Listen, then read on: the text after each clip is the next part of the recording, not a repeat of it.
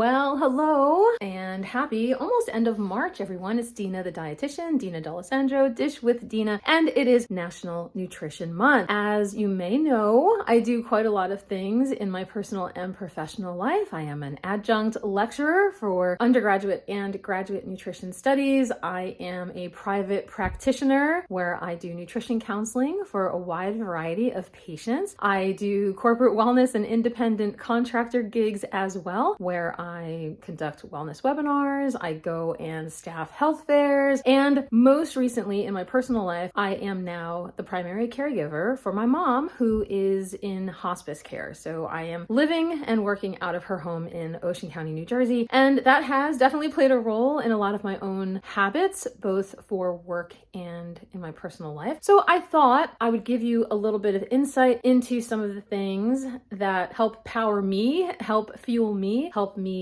manage my day, my schedule, my life when it comes to food and nutrition as we celebrate National Nutrition Month. This year's theme for National Nutrition Month is the power of nutrition.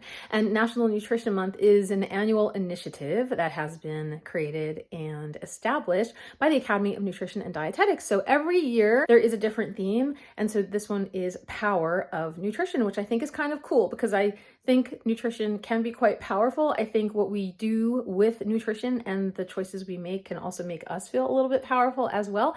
And so this is not going to be a what I eat in a day kind of video. Instead, I just wanted to give you some behind the scenes of meal prepping, planning, what a realistic day and week looks like for me, because I'm not opposed to things like takeout and other kind of convenience items like meal delivery services and kits and that sort of thing. And so I'll share with you a little bit about what I use. I'll take you behind the scenes this is so funny because in New Jersey here, lots more room than I have in my East Village apartment. But as it turns out this week, I'm actually going to be going back to New York City. So I'll give you a little bit of a comparison both here and there. Okay, well, for starters, the counter space. I mean, come on. The kitchen, the fridge, the freezer, so much more room than I could possibly ever dream of.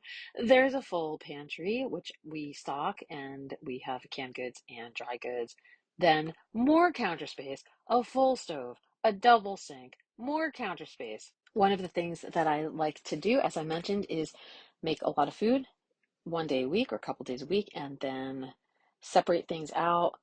We write little notes off to make sure we know what dates things were made. We also start with a meal plan. So we just kind of scribble down the ideas that we have of what we're going to eat during the day. I do this for myself even back home at my own apartment as well. Here's also what I wanted to say. Okay, granted, look, that's a lot of ice cream. I get it. But my point is we do a combination of homemade meals, and then we also do some grab and go things too. Like I have this roasted chicken that I got from the deli section of the supermarket. I love these Morningstar Farms and these other items here that are like my vegan chicken nuggets.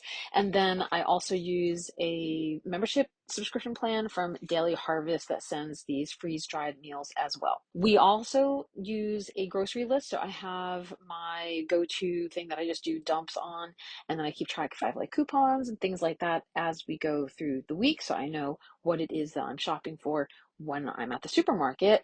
But we also have on the refrigerator, and this is for my mom and me to use, just a running list of staple items. I always have a giant bottle of water that I carry with me and refill every so often. I don't really keep track of how many ounces or how much water I'm getting throughout the day, but I know that if I have a few of these a day, I'm pretty well covered. And then in the morning for my breakfast, I usually will have a coffee, and as the day progresses, it's a very Italian thing to do. So our heritage is Italian American for me. My mom and dad came from Italy, and we have coffee after our meals. So usually around midday, or in my mom's case, she calls it dinner, but it's my lunch. And then at the end of that, we will usually have some cake and some coffee, or a dessert of some sort and some coffee. But I don't necessarily feel like I need to be fueled by coffee. I feel like when I talk to my patients about energy levels and anything that has to do with, how they maintain their energy throughout the day, it's never about just taking a shot of caffeine at some point or getting an energy drink. It's really about, did you eat enough? So I try to make sure that we have a hearty meal first thing in the morning, and then we work our way up towards whatever we're doing, whether it's snacks in between, and then we have a lunchtime meal, probably anywhere between 2 to 3 or so. That is our second meal of the day. Like I said, for my mom, that's dinner. For me, it's lunch. And then we usually end the day. For me, I have a little bit of a smaller meal as, you know, the 6 o'clock, 7 o'clock hour progresses. And my mom every so often will join me with a little snack. So maybe we'll have like grapes or cheese or crackers or a little bit of all three, or maybe a small version or a small portion of something we had just eaten that day, like a sandwich or some soup. I am in healthcare, so I am a private practitioner, but I also work in a variety of different locations where I provide nutrition counseling as a registered dietitian. But I am also human, and if you have been following me or checking out some of the things that I've worked on in the past X amount of years, oh gosh, I think we're coming about 10 years of being a registered dietitian. That's crazy. I'm also dealing with my own personal chronic conditions. I've mentioned before that I've had issues with hypertension, high blood pressure. I also have high cholesterol. That is a familial thing that seems to be handed down. And in addition to what I have to do to manage my own health and my own diet, my mom has end-stage renal disease, and the way that we manage that condition is quite different than what you would think quote unquote healthy eating is. In her case, she has to be very careful of taking in certain nutrients like proteins and phosphorus containing foods and potassium rich foods as well. So where I would say, you know, slice a banana and some nuts and or have a smashed an avocado on a piece of toast. In my mom's case, she has to be very careful with that because her kidneys cannot process those particular nutrients. So we try to modify our diet. So I'll give her a little bit of something that she can eat, and then I'll add some things of my own that kind of healthify my own version of that.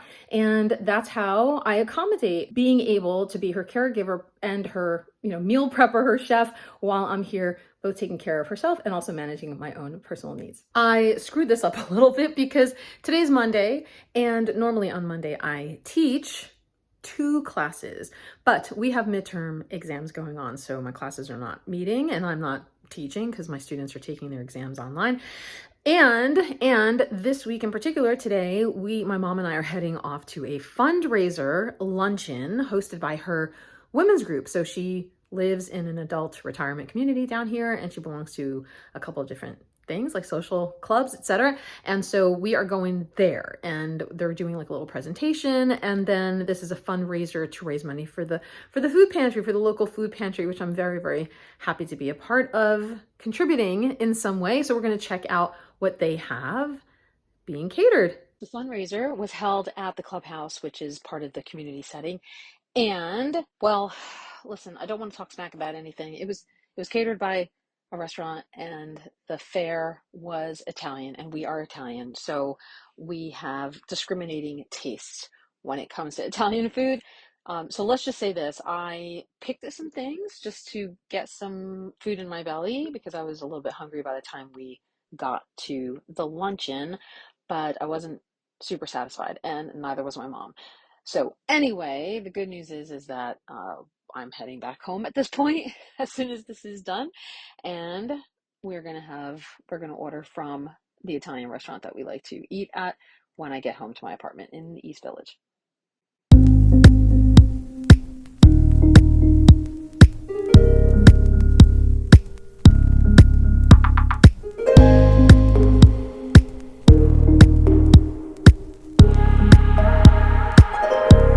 I mentioned earlier that I was going to be traveling back to New York City. That is where I am at right now. I'm going to try to share with you some insights into some things. So normally, like I was saying in the beginning of my earlier clip, is on Mondays I teach. I teach at 9 in the morning. So I usually would leave my apartment very, very early, but I'm teaching mostly remotely right now.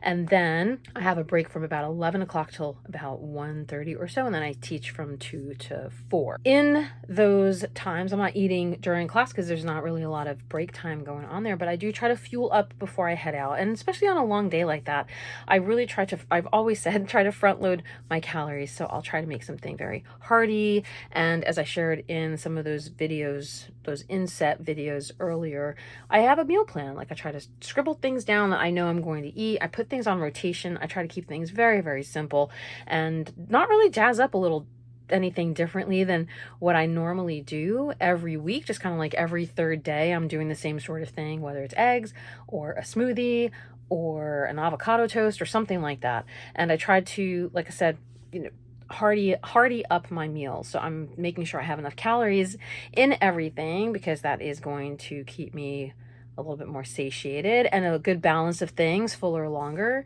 and more balanced. But I try not to overconsume, because I don't want to be dragging by digesting. So anyway, a little bit of everything. One of the other things too I wanted to share, but I'm not going to be able to do it right now because I'm not at the desk, but the desk setup. My setup is, you've seen the desk setup before from that desktop computer that I usually use, and everything is right there. What I want to say about that is I'm sitting down constantly. And so it's not like I can be passively teaching, right? I'm not like just attending a webinar and I can get up and stretch or use a standing desk, which I don't have, unfortunately. So I am sitting a lot at that desk. So I do try to make sure every 90 minutes or so that I take a little bit of a break, or I give the students a break, and we can all get up and move away from our cameras, because it becomes very, very fatiguing in order to sit there and do that all day. Like, my eyes are just completely shot by the end of all that teaching. And while in that home, in my mom's home, I do have a nice background. I have a big window, and I have the ability to walk outside if I want to. I usually don't. So keeping it real, I'm very good at making sure I'm staying satisfied and fed throughout the day. But I know a lot of people who skip meals. I wouldn't necessarily recommend doing that, because your body does require, like, one of my favorite analogies is your body is like a car, and it requires fuel, and it's not great if you don't give it anything to eat and you're running on empty. That can affect not just your cognition and your productivity and your energy levels. It can also affect your blood sugar spiking. So the spikes and drops by the time you get to eat something and sit down and have a proper meal, your body's very, very hungry at that point. And so we don't want anything to be causing those blood sugar levels to spike and drop. We want nice, stable levels throughout the whole day.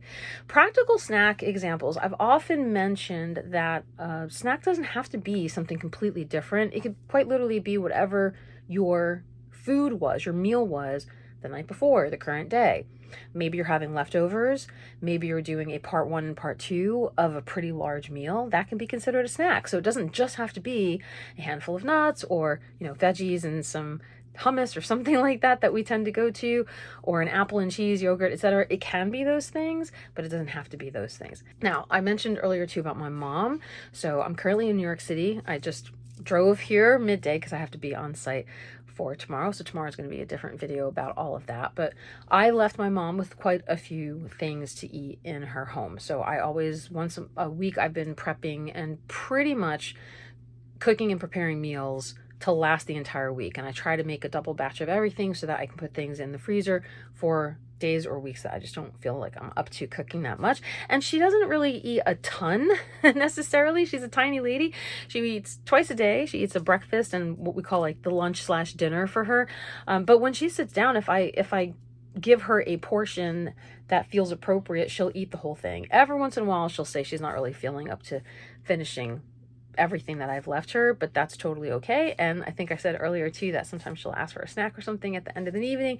And when we do evening snacks, that is something like a handful of grapes, some sliced up cheese, and maybe some crackers or some leftover soup or something like that we've had during the day. That is just a very quick day in the life of me, and I'm going to try to do the rest of these in succession as the week progresses, because today is Monday, and then I'm going to share with you, I have something different that I do every day, and I'm in 2 different states this whole week. You'll also probably see a little bit about how that works within my schedule, within my habits, etc. Just because it's right, the power of nutrition. It's National Nutrition Month, the dietitian's favorite month. Again, I'm not trying to make this like what I eat in a day, just how do I take into account the same kind of recommendations and guidelines and support that I give my patients into myself. So I'm trying to lead and live by example. I have a lot of things that I have to manage on my own in my own life, and medical, physical, mental health issues that I try to include in establishing those habits and making sure that I'm consistent at it. I'm not perfect at everything, and I definitely have fallen off a lot of things with this caregiving role. It's definitely spreading me thin, but I try to prioritize my food at the very least, This way I know I'm getting what I need as far as fuel is concerned. So thanks for tuning in, and thanks for letting me share this with you. I hope you enjoyed what you watched today, and I hope you tune back in tomorrow and the rest of this week. Happy National Nutrition Month, everybody.